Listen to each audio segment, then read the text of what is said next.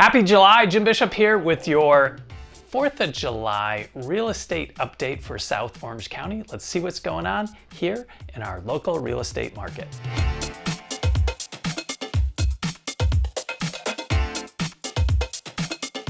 So today we're going to dive into what's going on with our key market indicators for the real estate market, supply and demand, always rule the day, what's going on with pricing, homes in escrow, and of course everybody's favorite topic, interest rates. So every month we dive into what's going on here in South Orange County, keeping you informed. If you'd like to get these updates, make sure to hit the subscribe button.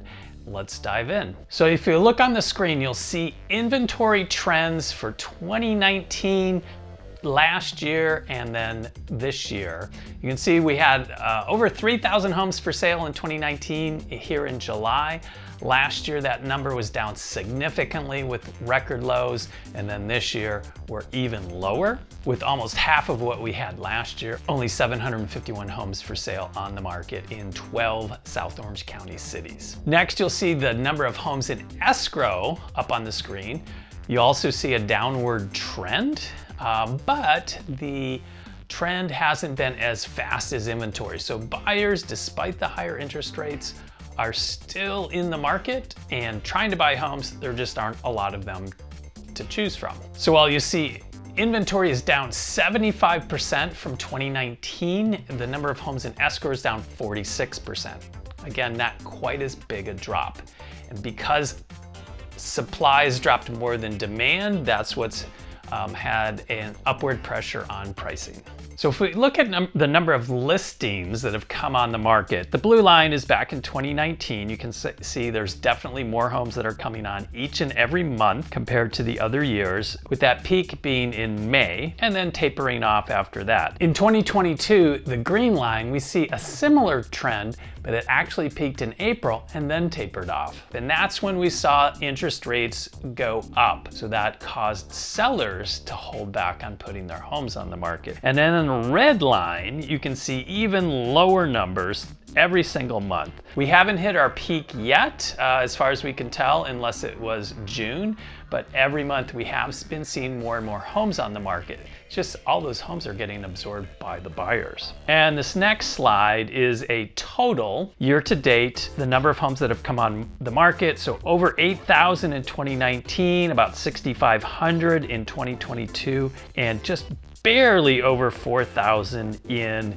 2023. So half of what we saw in 2019 and pretty much every year before that going back in time. This next slide is going to show you escrow. So this is a measure of buyer demand. You can see in 2019, we peaked in about May. 2022, last year, we peaked in March when interest rates really started to go up fast. The buyer demand dropped off. And then here in 2023, we seem to have peaked in April. So May was just a hair below that, and then June was very close to April and May. So if interest rates do go down, we will see a spike in buyer demand. On this next slide, the actual closings, you see in 2019, we had a peak in May. In 2022, last year, we had a lot of activity in the beginning of the year with sales peaking in April. And then the red line here for 2023, you see in March kind of peaked. April came down because interest rates had shot back up, but then as the market stabilized, buyers became used to the higher interest rates, we picked back up in the number of sales. And while the numbers did pick up the last couple of months, you can see they're still below prior year. So in these next couple of slides, you're going to see our market index. So it's the relationship between the number of homes for sale and the number of homes for escrow. And you can see a couple of years ago, you had several homes for sale for everyone in escrow. And then as we got into 2020, we got inverted, more homes in escrow for sale. That went on for over a year. It came back, interest rates spiked up, and then we're actually back to barely even between number of homes for sale and number of homes in escrow. We have slightly more for sale, but very low. We're only about 10, 11%.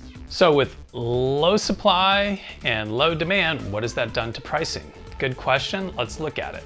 So on this pricing graph, you can see the trend of pricing going up almost 57% on average from the end of 2019 through COVID. And then interest rates went up, that's the dip. Then you see the recovery. June had about a 3% appreciation on average across the board. And so we're, depending on the city, we're about back to the peak of pricing.